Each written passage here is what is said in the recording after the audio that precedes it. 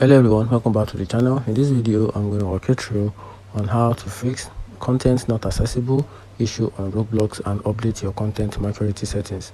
So in this video I'm going to walk you through different steps at which you can use to fix the content not accessible issue on Roblox. So let's get started. So step one is to open the Roblox app or go to the Roblox website, which is roblox.com, and sign in.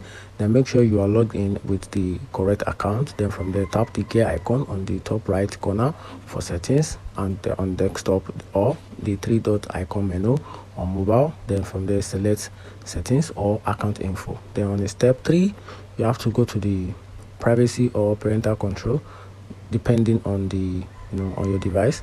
So look for content maturity or allowed experience. Then adjust the content level to 13 plus or all age to access more experience.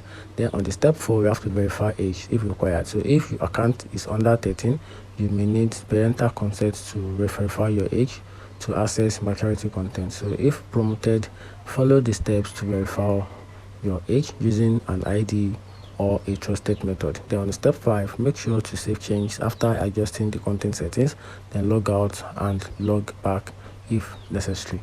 And that's how you can simply fix content not accessible to access experience of these content maturity settings on Roblox.